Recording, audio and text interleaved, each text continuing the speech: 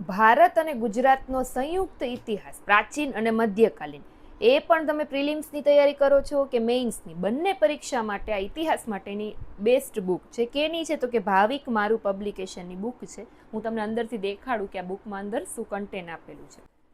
બુકને આપણે ઓપન કરીએ એટલે સૌથી પહેલા તો ઇન્ડેક્સ ઓપન થશે.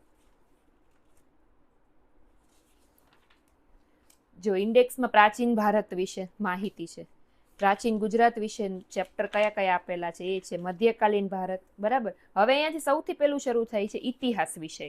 જેમ કે ઇતિહાસનો પરિચય સામાન્ય, તો એમાં તમે જોશો કે દરેક જગ્યાએ ફોટા આપેલા છે.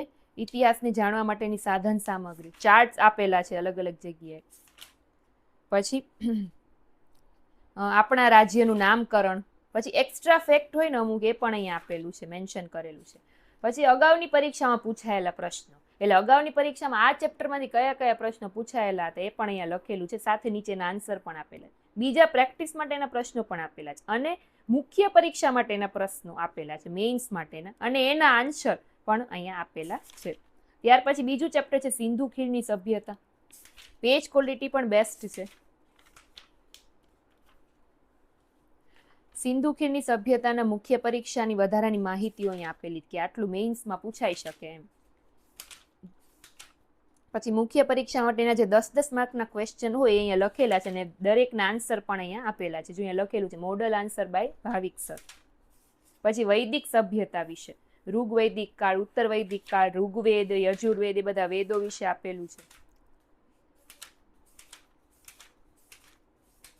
પછી ગૌતમ બુદ્ધ અને બૌદ્ધ ધર્મ વિશે આપેલું છે. પછી જૈન ધર્મ ને મહાવીર સ્વામી વિશે આપેલું છે. જો દરેકના ફોટોસ પણ આપેલા છે, અને દરેક વિશે ટુ ધ પોઈન્ટ ડિટેલમાં માહિતી આપેલી, એટલે મેઇન્સ માટે પણ આમ ઉપયોગી બુક છે. મગધ સામ્રાજ્ય અને મહાજન પદો વિશે, ભારતમાં થયેલા વિદેશી આક્રમણો, મૌર્ય સામ્રાજ્ય વિશે, જેમ કે ચંદ્રગુપ્ત મૌર્ય છે તો એના વિશે ટુ ધ પોઈન્ટ ડિટેલમાં માહિતી આપેલી છે. ત્યાર પછી અનુમૌર્ય યુગ વિશે,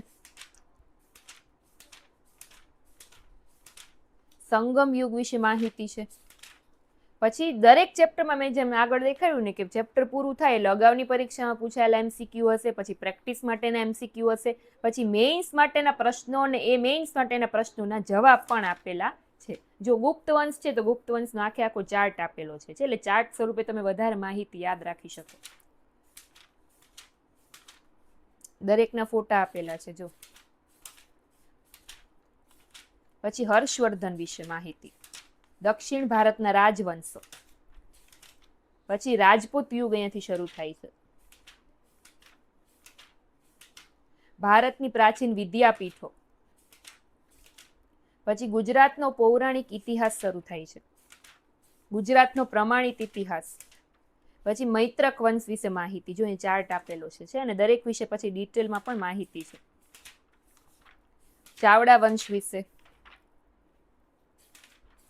બુકને તમે એમ જોવો ને તો વાંચવાની મજા આવે, કેમ કે ઘણા બધાને ઇતિહાસ વાંચવાનો કંટાળો આવતો હોય છે, પણ આ બુક એવી છે કે તમને વાંચવાની મજા આવશે, કેમ કે કલર છે એક તો બુકમાં, અને બીજું ફોટા પણ આપેલા છે.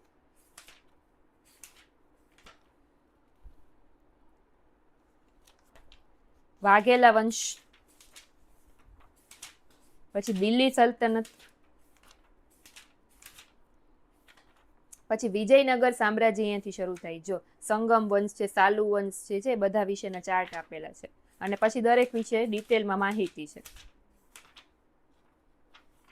બહમની સામ્રાજ્ય જેને કહેવાય, ભક્તિ આંદોલન, સૂફીવાદ. પછી મુઘલ વંશ વિશે માહિતી, ગુજરાતમાં સ્વતંત્ર સલ્તનત.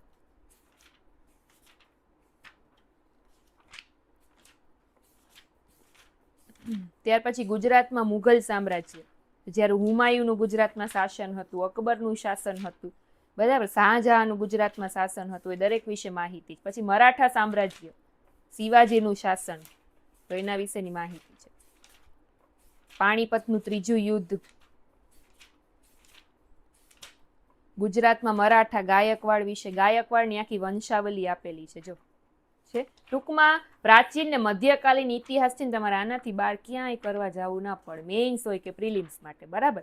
તો બુકને જો તમારે પરચેસ કરવી હોય તો ટાર્ગેટ વિથ ભાવિક મારુની એપ્લિકેશન છે પ્લે સ્ટોરમાં, એના ઉપરથી પણ તમે પરચેસ કરી શકશો. ટાર્ગેટ વિથ ભાવિક મારુની વેબસાઇટ પણ છે, ત્યાંથી પણ તમે બુકને પરચેસ કરી શકો, અને કોન્ટેક્ટ નંબર પણ મેન્શન કરું છું. Thank you.